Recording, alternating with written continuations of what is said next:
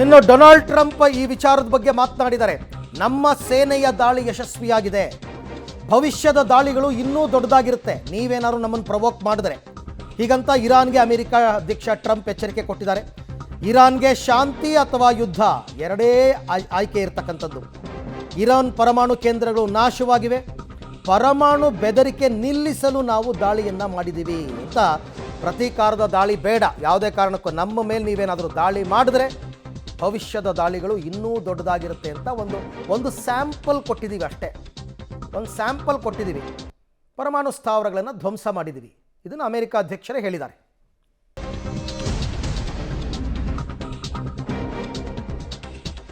Iran ಮೇಲೆ America bomber ದಾಳಿ ಮಾಡಿರ್ತಕ್ಕಂಥದ್ದು. ಇರಾನ್ನಿಂದ ಅಮೆರಿಕಾಗೆ ಈಗ ಎಚ್ಚರಿಕೆ.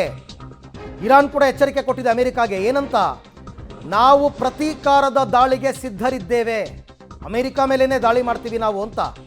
ಅಮೆರಿಕದ ನೌಕಾಪಡೆ ಹಡಗುಗಳ ಮೇಲೆ ಕ್ಷಿಪಣಿಯನ್ನು ಪ್ರಯೋಗಿಸ್ತೀವಿ ಅಂತ.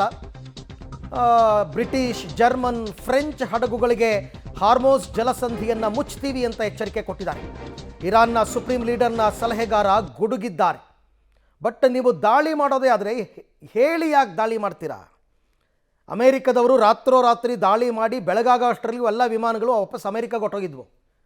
ನೀವು ದಾಳಿ ಮಾಡೋದಾದರೆ ದಾಳಿ ಮಾಡಿಬಿಟ್ಟು ಆಮೇಲೆ ನಾವು ಈ ರೀತಿ ಮಾಡಿದ್ದೀವಿ ಅಂತ ಹೇಳಿ. ಈ ಬಗ್ಗೆ ಮತ್ತಷ್ಟು ಮಾಹಿತಿ ನನ್ನ ಕೊಲೀಗ್ ಶಬೀರ್ ಅವರಿಂದ ಪಡ್ಕೊಳ್ಳೋಣ. ಶಬೀರ್, ಈಗ ಅಮೇರಿಕ ದಾಳಿ ಮಾಡಿದ್ದಾಯಿತು, ಅದರ ಪರಿಣಾಮಗಳೇನು ಅಂತಕ್ಕಂಥದ್ದನ್ನು ಅರ್ಥ ಮಾಡ್ಕೊಂಡಿದ್ದಾಯಿತು. ಈಗ ಇರಾನ್ನವರ ಮುಂದಿನ ನಡೆ ಏನು? ನಾವು ಎಚ್ಚರಿಕೆ ಕೊಡ್ತಾ ಇದ್ದಾರಾ ಸುಮ್ಮನೆ, ಅಥವಾ ನಿಜವಾದ ದಾಳಿಗೆ ರೆಡಿ ಆಗ್ತಾ ಇದ್ದಾರಾ ಅಂತ? ಅರವಿಂದ್, ಇವತ್ತಿನ ಸಿಚುವೇಶನ್ಗಳನ್ನು ನೋಡಿದರೆ ಇರಾನ್ ಅಮೆರಿಕದ ವಿರುದ್ಧ ಪ್ರತಿ ದಾಳಿಗೂ ಕೂಡ ಮುಂದಾಗಬಹುದು ಅನ್ನುವಂಥ ಸಾಧ್ಯತೆಗಳನ್ನು ನಾವು ನಿರೀಕ್ಷೆ ಮಾಡಬಹುದು. ಇಸ್ರೇಲ್ನ ಮೇಲೆ ದಾಳಿಯನ್ನು ಮಾಡೋ ಮೂಲಕ ಅಮೆರಿಕದ ದಾಳಿಗೆ ಪ್ರತೀಕಾರವನ್ನು ತೀರಿಸ್ಕೋಬಹುದು ಅನ್ನುವಂಥದ್ದು ಲೆಕ್ಕಾಚಾರ. ಯಾಕೆಂದರೆ ಅಮೆರಿಕದ ಮೇಲೆ ನೇರವಾದಂಥ ದಾಳಿಯನ್ನು ಇರಾನ್ಗೆ ಮಾಡಲಿಕ್ಕೆ ಸಾಧ್ಯ ಇಲ್ಲ. ಹೀಗಾಗಿ ಇಸ್ರೇಲ್ನ ಮೇಲೆ ದಾಳಿಯನ್ನು ಮಾಡ್ಬೋದು ಒಂದು, ಅಥವಾ ಈ ಒಂದು ನೀವು ಹೇಳ್ದಂಗೆ ಜಲಸಂಧಿಯನ್ನು ಬಂದ್ ಮಾಡೋ ಮೂಲಕ ಯುರೋಪಿಯನ್ ಒಕ್ಕೂಟಗಳ ದೇಶಗಳೇನಿದ್ದಾವೆ ಅವುಗಳಿಗೆ ಒಂದು ರೀತಿ ಬಿಸಿ ತುಪ್ಪವಾಗಿ ಇರಾನ್ ಮಾರ್ಪಾಡುವಂತ ಸಾಧ್ಯತೆಗಳನ್ನು ಕೂಡ ನಾವು ನಿರೀಕ್ಷೆ ಮಾಡಬಹುದು. ಯಾಕೆ ಅಂದ್ರೆ ಇರಾನ್ನ ಗಡಿಗೆ ಹೊಂದಿಕೊಂಡಂತೆ ಇರುವಂತ ಈ ಜಲಸಂಧಿ ಏನಿದೆ ಇದು ಸಾಕಷ್ಟು ಕ್ರೂಷಿಯಲ್ ಮಹತ್ವದ ಪಾತ್ರವನ್ನು ನಿಭಾಯಿಸುತ್ತೆ.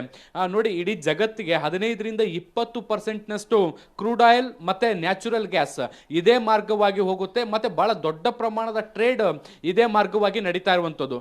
ಏಷ್ಯಾದಿಂದ ಯುರೋಪಿಯನ್ ಒಕ್ಕೂಟಗಳಿಗೆ ಏನು ಟ್ರೇಡ್ ವ್ಯವಹಾರಗಳು ನಡೆಯುತ್ತೆ ಆ ಎಲ್ಲ ವ್ಯವಹಾರಗಳು ಬಹುತೇಕ ಇದೇ ಮಾರ್ಗದಿಂದ ಹೋಗ್ತವೆ. ಸೊ ಈ ಮಾರ್ಗದಲ್ಲಿ ಈ ಒಂದು ಜಲಸಂಧಿಯನ್ನ ಸ್ಪೆಷಲಿ G7 ದೇಶಗಳಿಗೆ, ಯುರೋಪಿಯನ್ ಒಕ್ಕೂಟದಲ್ಲಿರುವಂತಹ ದೇಶಗಳಿಗೆ ಬಂದ್ ಮಾಡಿದ್ರೆ ಅವರ ಟ್ರೇಡ್ಗೆ ಬಹಳ ದೊಡ್ಡದಾದಂಥ ಪೆಟ್ಟು ಬೀಳುವಂತ ಸಾಧ್ಯತೆಗಳಿದಾವೆ. ನೋಡಿ, ವಾರ್ ಅಂದ್ರೆ ಕೇವಲ ಬಾಂಬ್ಗಳನ್ನ ಮಾತ್ರ ಹಾಕೋದಲ್ಲ, ಅವರ ಆರ್ಥಿಕ ಪರಿಸ್ಥಿತಿಗಳನ್ನು ಕೂಡ ಕಟ್ಟಿ ಹಾಕುವಂಥದ್ದು ಕೂಡ ಒಂದು ರೀತಿಯಾದಂಥ ಸ್ಟ್ರಾಟರ್ಜಿ.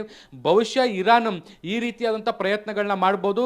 ಈ ಜಲಸಂಧಿಯ ಹತ್ತಿರದಲ್ಲಿ ಬರುವಂತಹ G7 ರಾಷ್ಟ್ರಗಳ ಏನು ಹಡಗುಗಳೇನು ಬರ್ತವೆ ಅವುಗಳನ್ನು ನಿರ್ಬಂಧಿಸುವಂತ ಕೆಲಸವನ್ನ ಮಾಡಬಹುದು. ಒಂದು, ಇಲ್ಲ ಅಮೆರಿಕದ ಹಡಗುಗಳು ಬಂದಂತ ಸಂದರ್ಭದಲ್ಲಿ ಅವುಗಳ ಮೇಲೆ ದಾಳಿಯನ್ನ ಮಾಡುವಂತ ಪ್ರಯತ್ನಗಳನ್ನ ಮಾಡಬಹುದು. ಎರಡು, ಅಥವಾ ಇಸ್ರೇಲ್ನ ಮೇಲೆ ದಾಳಿಯನ್ನ ಮಾಡೋ ಮೂಲಕ ಅಮೆರಿಕದ ದಾಳಿಗೆ ಪ್ರತೀಕಾರವನ್ನು ತೀರಿಸಿಕೊಳ್ಳುವಂತ ಸಾಧ್ಯತೆಗಳಿದಾವೆ. ಈ ಮೂರು ಆಪ್ಷನ್ ನಲ್ಲಿ ಯಾವುದಾದ್ರೂ ಒಂದು ಆಪ್ಷನ್ ಅನ್ನ ಇರಾನ್ ಆಯ್ಕೆ ಮಾಡಿಕೊಳ್ಳುವಂತ ಸಾಧ್ಯತೆಗಳಿದಾವೆ.